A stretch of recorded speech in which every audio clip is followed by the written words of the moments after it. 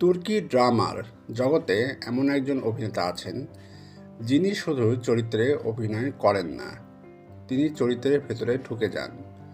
আজ আমরা জানব বুকরা গুলুসয়ের জীবনের গল্প, সংগ্রাম আর তার অভিনয়ের পেছনের আসল রহস্য। অনেকেই জানে না বুকরা গুলুসয় অভিনয়ের পাশাপাশি পড়াশোনাতেও ছিলেন সিরিয়াস। তিনি আর্কিটেকচার ও ক্রিয়েটিভ রাইটিংয়ের প্রতি আগ্রহী ছিলেন। এই চিন্তাশীল মানসিকতাই তার অভিনয়ে আলাদা গভীরতা যোগ করেছে।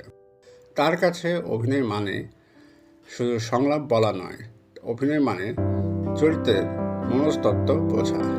তার ক্যারিয়ার শুরুটা সহজ ছিল না। অডিশন, অপেক্ষা, ছোট চরিত্র সব কিছু পেরোতে হয়েছে। অনেক সময় সুযোগ এসেছে, কিন্তু সাফল্য আসেনি সাথে সাথে। তবু বুকরা থামেননি, কারণ তিনি জানতেন প্রতিটি ছোট সুযোগই একদিন বড় দরজা খুলে দেয়। ধীরে ধীরে বুকরা গুলুসয় এমন কিছু চরিত্রে অভিনয় করেন যা দর্শকদের মনে গভীর দাগ কাটে।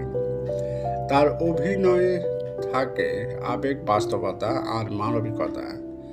তিনি শুধু হিরো বা রোমান্টিক চরিত্রে আটকে থাকেননি, তিনি করেছেন জটিল, ভাঙা, দ্বিধাগ্রস্ত মানুষের চরিত্রেও। এখানে তিনি হয়ে ওঠেন একজন কমপ্লিট অ্যাক্টর। বুকরা এর অভিনয়ের সবচেয়ে বড় শক্তি হল সাইলেন্স। তিনি কম কথা বলেন, তার চোখ, মুখের ভঙ্গি আর শরীরী ভাষা দিয়ে অনেক কিছু বলে দেন। তার দৃশ্যগুলো নাটকীয় না হয়ে ওঠে বাস্তব। দর্শক মনে করে এই মানুষ আমাদেরই একজন।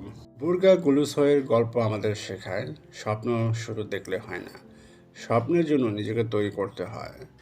আপনি যদি আজ ছোট মনে করেন নিজেকে, মনে রাখবেন বড় হওয়ার শুরুটা সবসময় ছোটই থেকে যায়।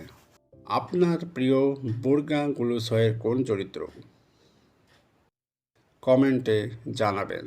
আর তুর্কি অভিনেতা, সিরিজ আর সিনেমাটিক গল্প পেতে বিনোদন ভান্ডারে সাবস্ক্রাইব করুন।